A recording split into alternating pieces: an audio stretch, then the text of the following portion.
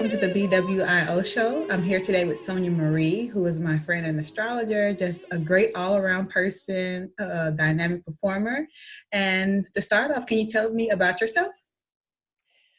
I'm from Yonkers, New York. I am an astrologer, have been for the last 20 or so years. I also write for Essence Magazine, the horoscope column that's in the back of the magazine. I've been doing that for about 6 years or so. I have thousands of clients. I put together these wonderful retreats this year. We're having our third annual, which I'm super duper excited about. And in the midst of COVID, God knows what's going to really happen, but I have some optimistic outlooks. What else do I do? I'm a poet.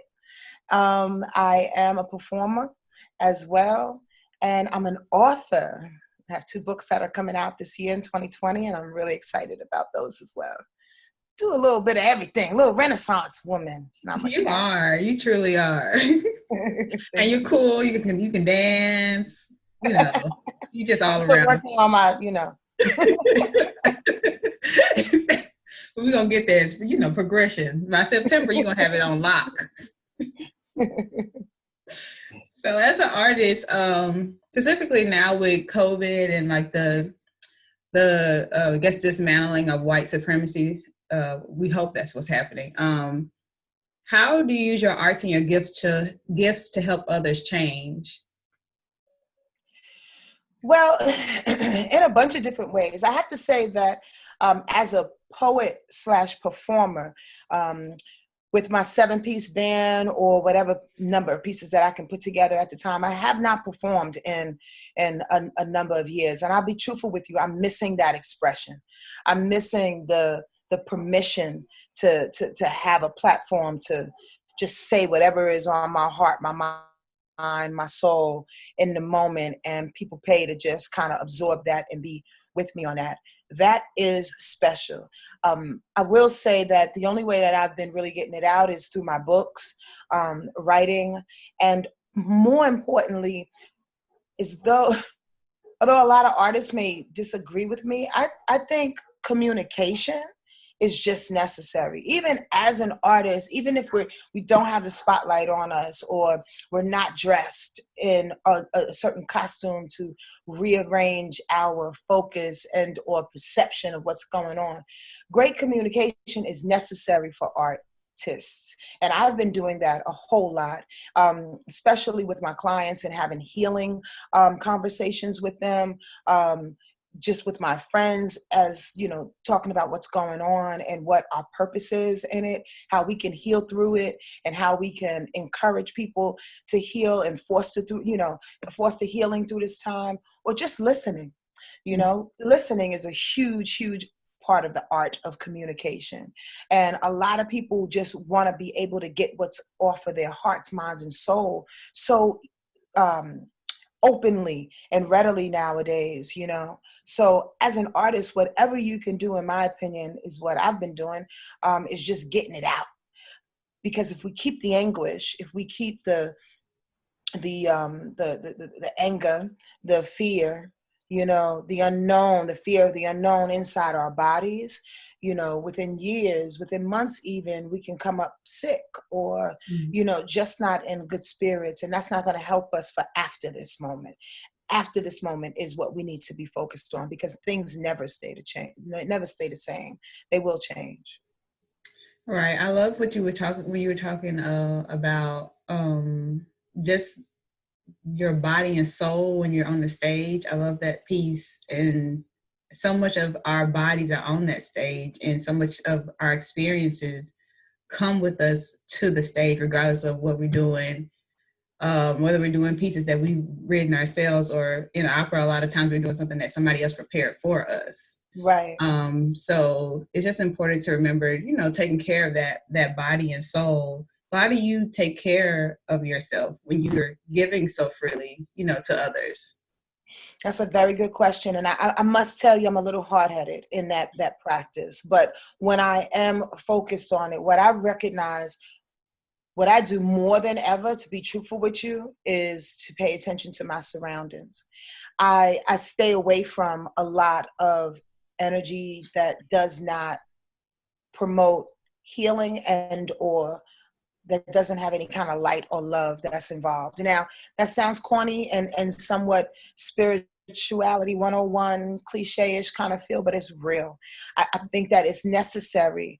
Even, I mean, because COVID, because of the fact that we kind of have to stay isolated, it's a good thing in a sense, because for me, being that even talk to my clients on the phone, I'm still expelling energy. So the quiet and the isolation helps me so I don't take on more energy from people that are outside of here, because I'm so sensitive like that. And most artists are sensitive and empathic and, intuitive in that way. So we have to, in my opinion, be really, really selective about who's around us and what we're absorbing.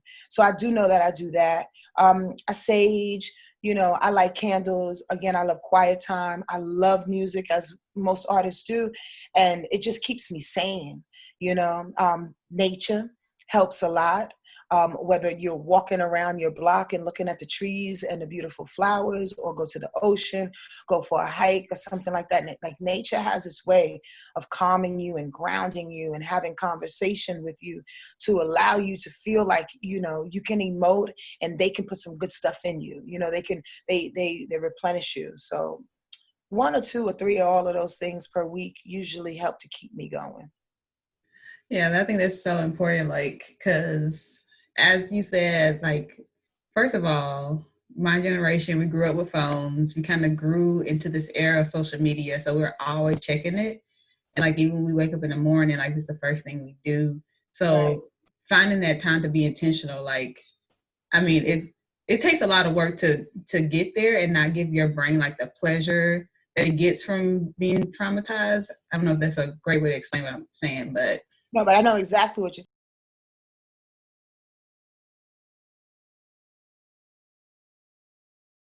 self in it, regardless if you're given the script, the notes, the scene, you know what I mean? If it's laid out for you, and I mean, just to the T, who you are, it benefits you, regardless of what type of artist you are, to sit by yourself and to hear your own voice and to meditate, so you can connect with what your true intention as an artist is. So when you're told to sing this note, how are you going to sing this note? When you're told that the person just died, how are you going to emote that in your face based on your physicality, based on your own experiences, speaking from an operatic, perspective, based on your own experiences, how is that going to translate through your body?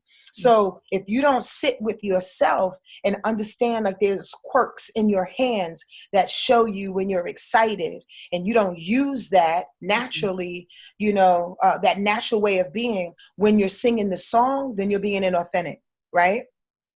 Right. Because if I'm upset when I talk like this, I should be able to do this when I'm singing. So you can feel it naturally how it's coming through Sonja, as opposed to how my teacher told me, maybe I should just beat in the air, to represent anger. I don't do that. So why do that? You know what I mean? So sitting in the dark, sitting with no words, no music, oftentimes, meditating essentially, walking in nature, connecting with that voice helps you to recognize these different nuances about you, so you can include that in your performances. Yes, I agree. That's such a beautiful way of getting to what I was trying to say. Okay. I just love the way I was trying to read in between the lines. I'm glad that worked. It's in my brain. It's and I'm trying to filter. It's just a lot. But that was such a beautiful answer. And that's definitely what I think people need to hear. And that's what I hope a lot of young artists really pay attention to that, because they want so bad to be, and even myself, want to be in this world. And I feel like if you know yourself more, it'll make it so much easier to navigate a system that is going to constantly tell you about yourself. I think one of the beautiful things about now and your generation is that you have a lot of information. And I think one of the worst things is that you have a lot of information.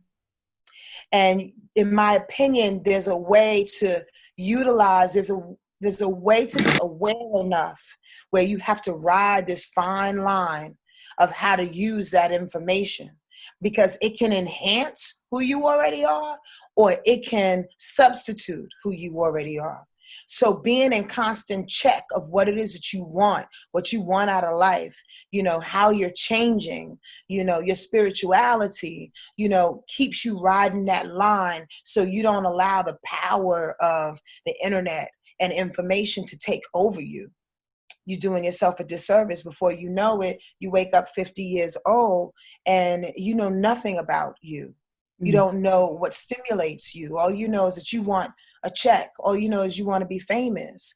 Well, why do you want to be famous? What are you going to do with that? What does that invoke in you? Does that make you feel more powerful?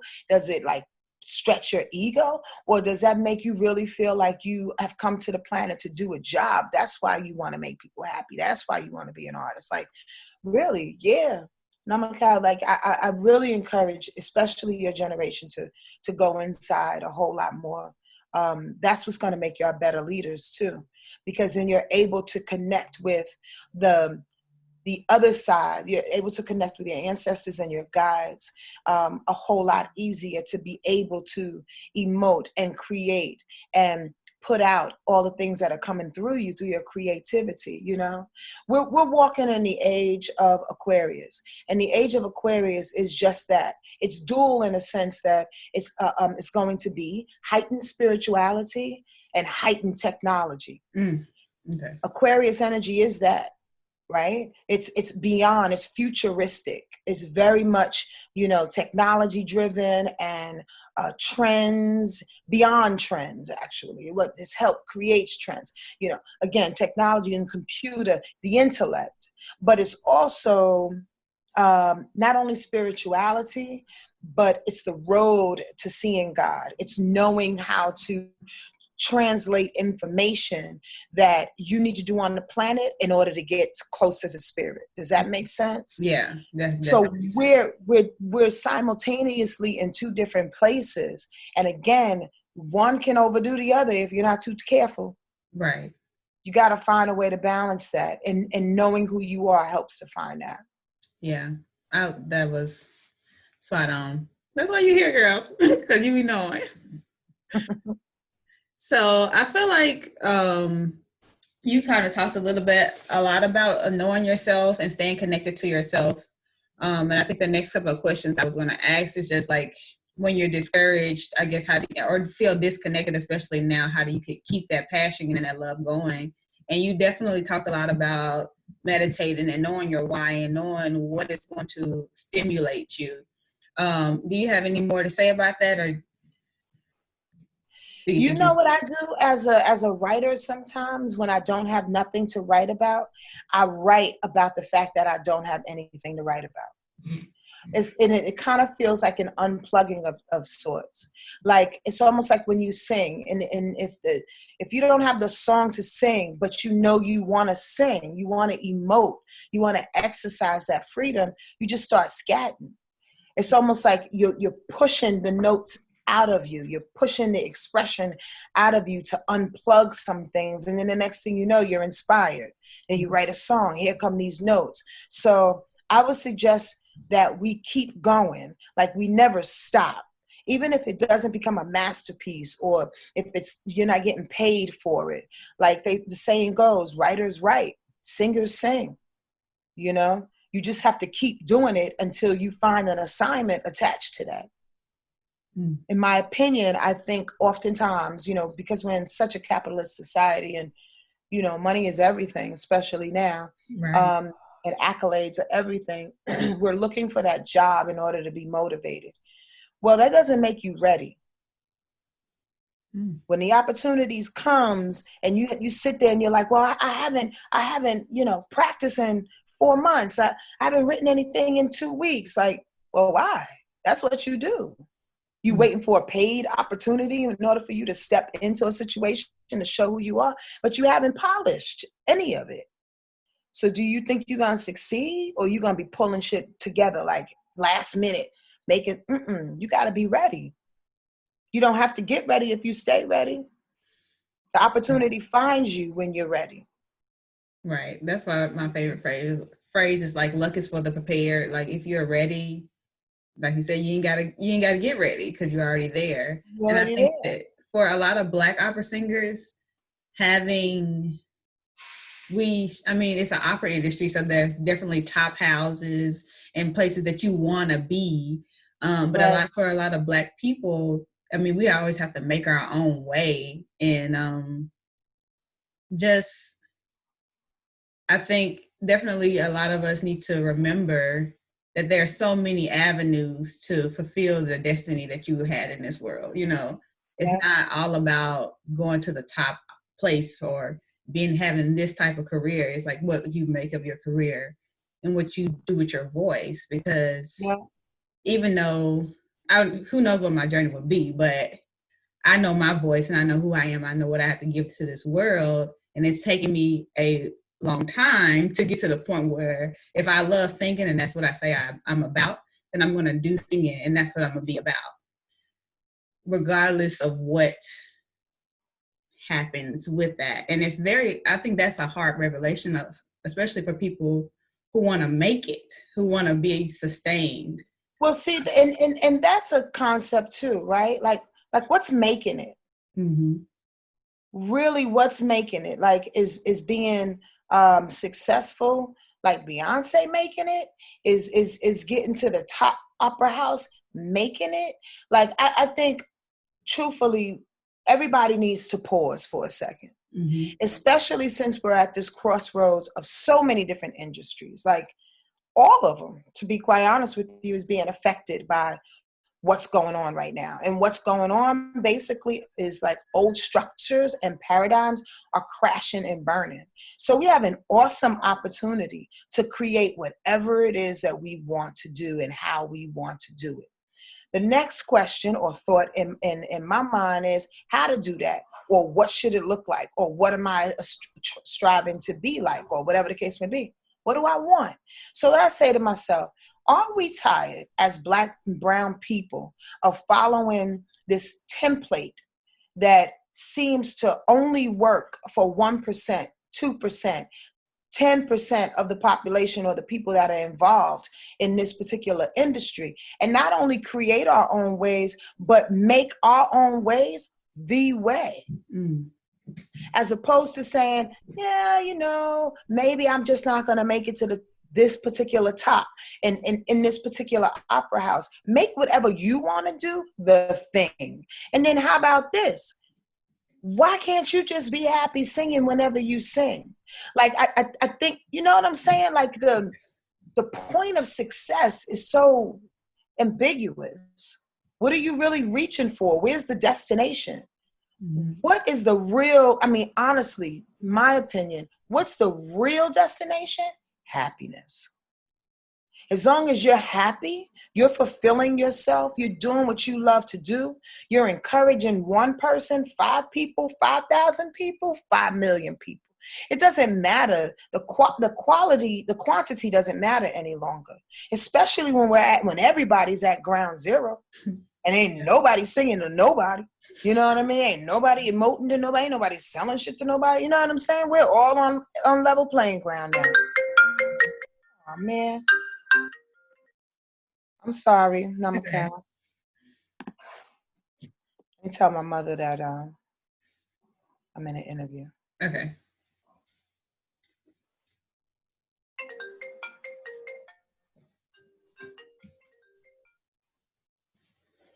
It's not going through. She's just gonna have to get the message. Anyway, go back. Especially right now when we're at a time when we can create whatever it is that we want to create. I think that's where I left off. But in any case, that's it. Yes, I love it. I love it. I love it. I love it. I wish I could have more things that come to my mind to speak about, but I feel like And this is sometimes just enough. The little is yeah. enough. You know Hmm. what I mean? I feel like you said Quality it. versus quantity. Yep, you said enough, and I feel like these young singers and even people who are just feeling discouraged or disconnected can take a lot from this conversation. Yeah, I really appreciate that. So the last two questions I have are, what are your future goals and dreams? Oh, I have a lot of goals and dreams. Truthfully, Namaka, there's something special that comes through my body when I speak to God and when I connect and do my astrology readings, when I'm performing on stage, when I'm writing. There's like, as an artist and as a healer, and we know this, there's this stream of consciousness that flies through us, that I get so excited about, almost always to tears. I want to be able to take whatever comes through me and fuel the world with it. Now, if that's through my readings, if that's through a television show, that is a real goal. Through more books, a definite goal, you know. Few more clients. I'm not big on doing readings for the rest of my life because it can be really energetically taxing. So that will probably subside in a little while. But really, through my art and through my healing and through speaking to people, especially young people, I want to be able to channel spirit and channel whatever needs to come through in the light of God to help us to see ourselves clearly, to help the next generation, you know, to be honest with who we are and to do God's work. Bottom line, point blank. And in the beginning of this, I introduced myself as that Renaissance woman because I finally, within, my 50 years of living, have come to almost 50 next week, 2 weeks. I finally have realized that this is a moment in which I'm really, really proud to be able to do all of those things. Oftentimes we are raised in a society in which, you can't be the jack of all trades. You have to be a master of one. You have to be able to, collect in this particular area where 5,000 other people are trying to get to the same goal, or have this 401k so you can have retirement. I don't believe in any of that. It works for people. If that's what you want, that's the life you want, cool. But if you want to be that Renaissance person, if you want to be that person that just loves to share the essence of who you are in a number of different ways of art and healing or whatever it is you need to do, why not? Why not? Money is money. Money will find you. You understand what I'm saying? Yeah. Money is energy. And when we worship it in a way in which our society has taught us to do, we can't have a comfortable life without a lot of money. Actually, we can have a comfortable life with a modest amount of money. I don't need to compete with the millionaires and the billionaires, truthfully, me personally. And I think sometimes if we change our perspective in that way, we can find the happy as opposed to stressing ourselves out to reach to the tippy top that has been devised by other people. Right. And not meant for us to get, first and foremost. So you fight in a fight that you may never, ever, ever freaking win. Yeah. I'm just saying, there's other ways of looking at things. Yes. And my last question is, if you could write an opera, what would it be about? You know what? I saw this question because you sent me the questions last night. And I said to myself, the first thing that came to me, Namakal, and I don't know if this can be done, but I'm just going to share it. It's kind of whimsical. I would have an opera that expresses that we can love whoever we want to love, however we want to love, wherever we want to love. Like the power of love and administering it, I think should have billions of avenues. And I think those billions of avenues should be explored and expressed, whether it's outside your race or to another gender, to your dogs, to the elderly. I just think that the concept of love needs to be magnified more. So my opera would be all of these wonderful things that you love on stage that you're singing to, and that you might even see some challenge in, you might even see, oh my gosh, you might even see some challenge in, but you sing through the challenge and you push through the challenge and you get allies to help you, recognize the challenge, and people push you through. I mean, I, I'm getting excited in my head as I see I see it it. too. I like it. I like it. I like it. Oh, that would be a good opera. That would be a good And opera. the tie-in would be the hug. So when the hug happens, that means love won. Okay. You need to write this. Okay, you can write the story. I don't know how to write no Gaston opera, man. I love it. I would love to see that. I think that would be really good. I would too.